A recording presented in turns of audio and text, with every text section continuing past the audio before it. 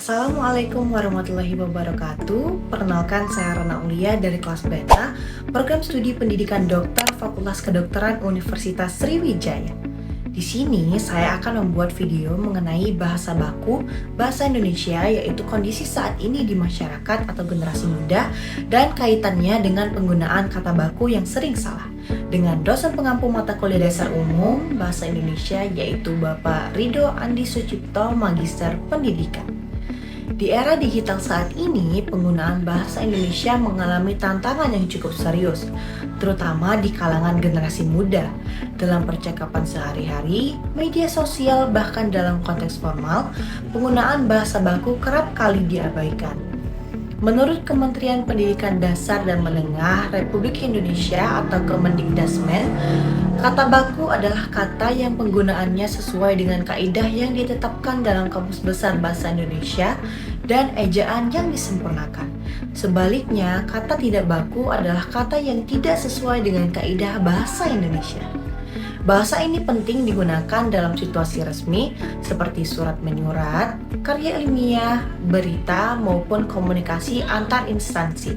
Namun realitanya banyak masyarakat terutama remaja dan anak muda yang kurang memahami dan menggunakan kata-kata baku dengan benar. Misalnya masih banyak yang menulis apotik padahal yang benar adalah apotek, izin seharusnya izin, resiko yang baku adalah risiko, analisa sebenarnya analisis, sekedar padahal yang benar sekadar. Berikut ini adalah daftar penggunaan kata baku yang sering salah.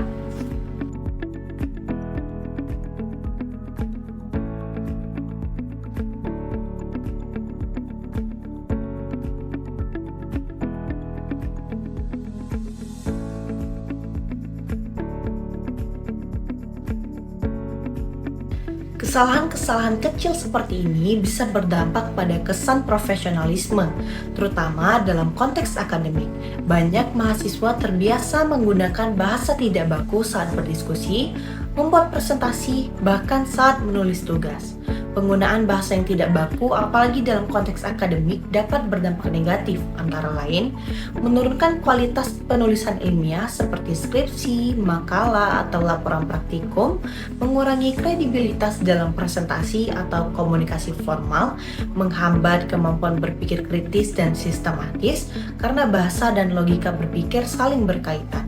Bahkan bisa berdampak pada dunia kerja ketika surat lamaran atau email formal mengandung kesalahan bahasa yang seharusnya tidak terjadi. Mengapa kata atau bahasa baku itu penting? Karena dapat menjaga kejelasan dan ketepatan makna. Dengan kata lain, kata baku membantu untuk menghindari kesalahpahaman. Lalu yang kedua, mencerminkan pendidikan dan profesionalisme. Kemampuan menggunakan kata baku menunjukkan bahwa seseorang memahami kaidah bahasa yang benar, yang seringkali menjadi penilaian terhadap tingkat pendidikan dan profesionalisme bagi seseorang. Yang ketiga, untuk melestarikan bahasa Indonesia. Bahasa Indonesia adalah identitas bangsa. Dengan menggunakan kata baku, kita berkontribusi pada pelestarian bahasa sebagai warisan budaya. Nah, bagaimana solusinya agar kita terbiasa menggunakan bahasa baku? Yang pertama, dengan cara kita mempelajari KBBI atau Kamus Besar Bahasa Indonesia. KBBI adalah acuan resmi yang dapat diandalkan untuk mengetahui bentuk baku sebuah kata. Akses KBBI ini dapat kita akses secara daring atau cetak untuk memeriksa kata yang sering diragukan. Yang kedua, berlatih menulis formal. Cobalah menulis surat resmi, esai, atau artikel menggunakan kata baku. Latihan ini akan membantu membangun kebiasaan yang baik. Yang ketiga, perhatikan media resmi. Perhatikan bagaimana kata-kata digunakan di media resmi seperti berita, artikel pemerintah, atau dokumen akademik. Yang keempat, membaca buku sastra. Buku sastra berbahasa Indonesia sering menggunakan kata baku dalam pengungkapannya. Membaca karya sastra dapat memperkaya kosakata dan memahami konteks penggunaan kata. Jadi, baku itu bukan kaku. Justru dengan bahasa yang tepat, kita terlihat lebih siap, lebih pintar, dan lebih dihargai. Yuk jadi generasi muda yang bangga berbahasa Indonesia.